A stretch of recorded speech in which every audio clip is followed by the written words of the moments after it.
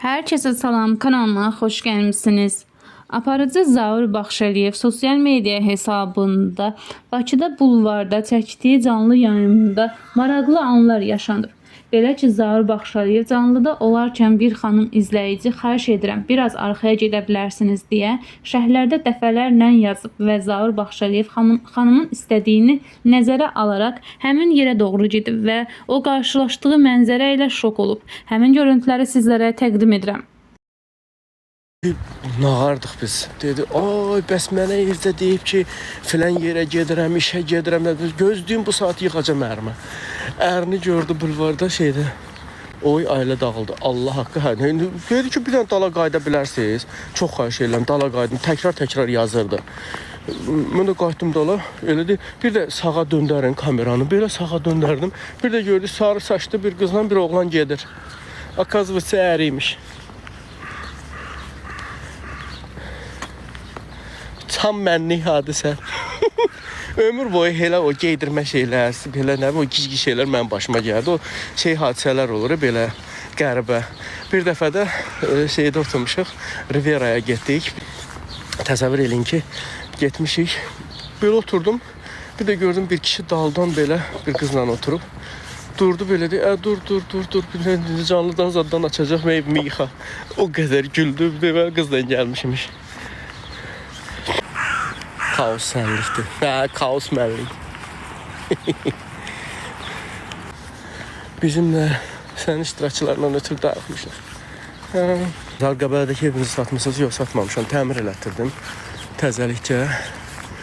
Tökülüb eləyirdi, daşları zadı. Adam qeyd edə bilmir, vaxt olmur. Amma indi demişəm də, söz vermişəm, özümə ki, vaxt eləyəcəm. Noya veriliş aparmışsınız, day xoşbəxtlik, yenə də xoşbəxtlik. Yenə də yox da, yenə də.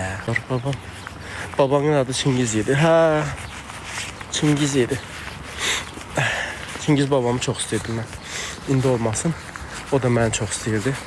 Yaxşı kişiydi. Çingiz babam doğrudan belə samballı kişiydi, belə çəkili, ağır. Maraqlı adam idi, fərqli adam idi. Təhsil almamışdı, amma o qədər bilgili idi, Günay niyə məndən gəzmir? Əslində çox yaxşı sualdır, yerinə verilən sualdır, Günaya veriləcək sualdır. Bilirsiniz, o tezdən durmağı xoşlamır, sevmir. Biraz gec durmağı xoşlayır. Həm də hər gün işə gedir deyə tezdən saat 9-da oyanır. Bu saatlarda oyansa onda bir saat problemi yaşanır da belə deyək. Ona görə. Özü hər dəfə mənə deyir, mən dur qızarsan, mən də getmək istəyirəm. Gələm duram başlasın, ay günah. Bu dilnik kim bəlkə bir daha Nokia'nın bu dilnikləri vuruldu ya belə. Bəlkə bir 50 dəfə deyirəm, görüm yox, xeyri yox deyirəm işte mən ağa. Mən bacardığımı elədim. Dilavər neçənci qrupa hazırlaşır. Sözün açığı bilmirəm də, yəni ki tibbi düşünür, stomatologiyanı düşünür, əsasən stomatologiyanı xoşlayır. Hələ hazırlaşmır. Onların məktəbində belə olacaq ki, IB sistemindən oxuyur Dilavər, ingilis dilində oxuyur, bilirsiniz. Sırf ingilis dilindədir bütün təhsili. Onlarda məktəbdə 10-cu, 11-ci siniflər artıq tam bölünür, başqa dərs keçmirlər. Hansı ixtisas üzrə gedəcəklərsə, o dərsləri keçməyə başlayırlar məktəbdə. İndi harada proqram aparırsınız? Deyək, burada TikTokda sizlə. Zaur, mənim oğlumun toyunda gələrsən, amma pulum yoxdur, verəm sənə. Ailəyik, amma səni sevirik. İnşallah Bakıda olarsam, yəni Azərbaycanda olsam, oğlunuzu neçə yaş var? Deyəcək ki, hələ 9-cu sinifdə oxuyur. Niyə də yox? Mən ümumiyyətlə toylara getmirəm, toy aparıcılıq etmirəm. Buna pis baxmıram, amma getmirəm də, getməmişəm. Çox nadir hallarda olub. Çox nadir hallarda təzə-təzə sənətə gəldiyim o təzə illərdə. Amma toy aparmıram mən. Proqramdır, toydur, belə yerlərə getmirəm. Aparıcı kimi getmirəm. No, qonaq qismində gələrəm, niyə də yox. Saat işdən ixtisar olmuşam, şirkətdir, təzminatı yeyirəm, yeganə ləzzət eləyən odur ki, kreslomu gətirmişəm.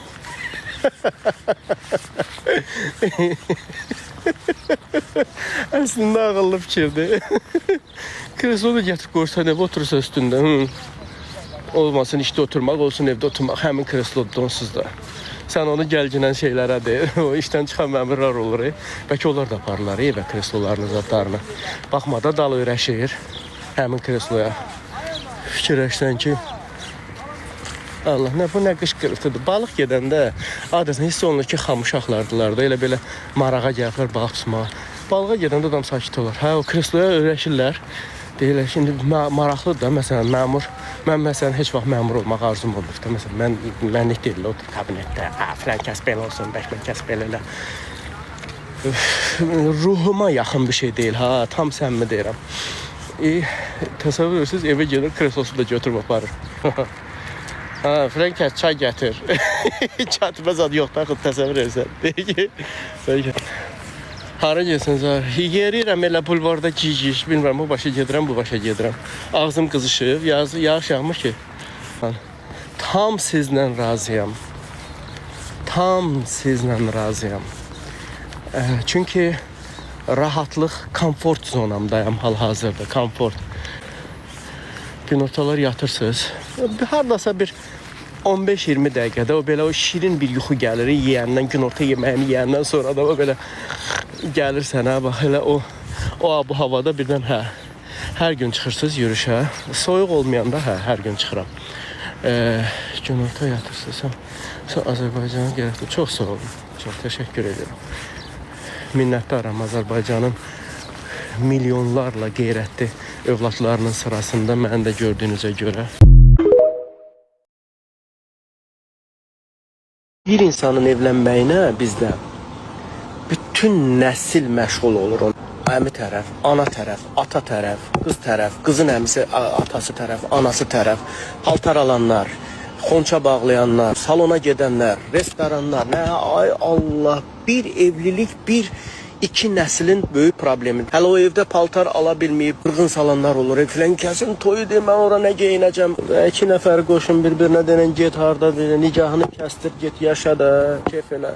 Yəni, toyda da bilmirsən ki, bəy gəlinin dərdini çəkəsən, bunu toya gələnlərin dərdini çəkəsən, yiyənlərin, içənlərin, hələ o içib inciyib gedənlər olur, belə küsüb gedənlər olur. Ağzı elə, o nə toyda, heç adamı oturmağa yer tapmadıq. Hə, yemək olmadı, kabab buz kimi idi. Valla mənim indiki ağlım olsaydı, mən toyumuzu günayla el eləməzdim. Toyda restorana pul verənə qədər bilet aldın, uçdun xaricə, toy eləyirsən özün üçün, xatirə, gözəllik.